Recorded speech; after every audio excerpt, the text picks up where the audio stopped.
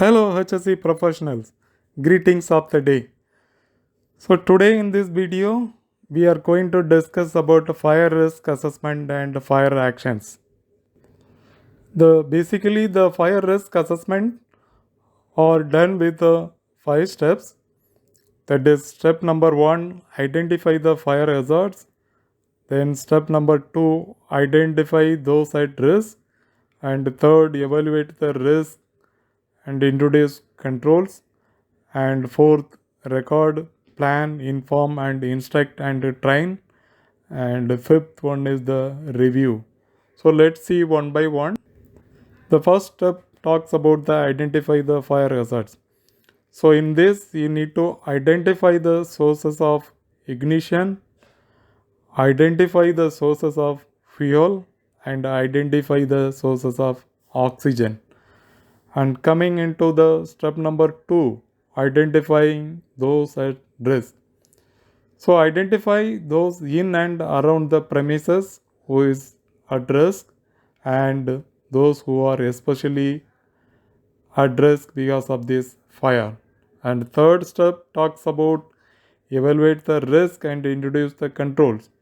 So like evaluate the risk of fire starting and evaluate the risk to people from the fire and evaluate the risk and controls to remove the fire hazards or reduce the fire hazards and to remove the risk to people from a fire or reduce the risk to people from the fire and provide fire precautions to protect the people.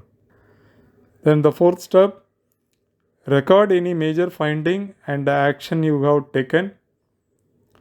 Discuss and work with responsible people. Ensure an emergency plan is prepared. Inform and instruct and train relevant people. Provide adequate and suitable training to all the relevant people. Then fifth step is review regularly and make changes as per the review and the recommendation. Then in the first, identify the hazards. Identifying the sources of ignitions from like naked flames, welding activities, grinding activities, and installed heaters, smoking materials. Sources of ignition may be from electrical equipment, lighting, hard process activities, hard equipment, and activities which create spark. So these are the sources of ignition. Then coming to sources of fuel like waste materials, packaging materials, flammable liquids, wall coverings, shielding coverings, production waste, external waste like pellets and other things. So who identify who may be harmed like employees, so visitors visiting the factory premises, contractors working and customers. So suppose in a high risk buildings, lone workers or elderly persons, children and disabled persons who's in the high risk buildings. And important is ensure all the times that the sources of fuel are not allowed to come into contact with the sources of ignition. And evaluate act ensuring safety like are you certain everyone will know there is a fire? So how the communication in case of fire? So how the people are no. So is there a way of warning others? So what is the mechanism to alert other people? How will you ensure everyone is able to get out? Safe evacuation. How they will do the safe evacuation?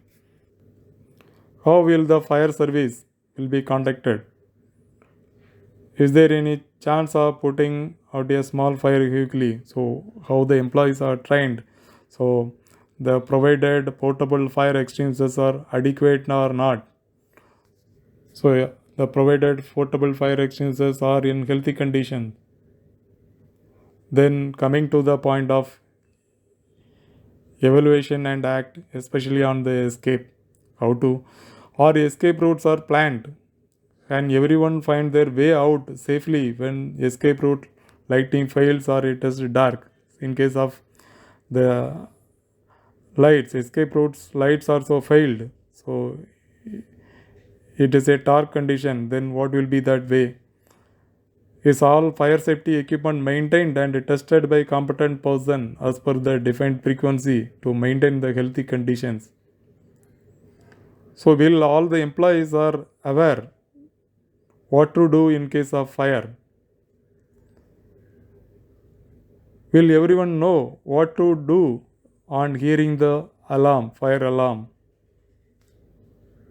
And those required to use equipment adequately trained on its use, especially on the portable fire extinguishers. In the fire risk assessment, we discussed about recording the findings. So make record of your findings based on your observation and ensure there is a fire plan for your premises. Ensure the fire plan has communicated to all employees and what are the key requirement in training. So one is fire drill practice. So we need to do the mock drill. Fire wardens are trained and necessary information is provided to temporary staff, contractor, visitors and the responsible employees also.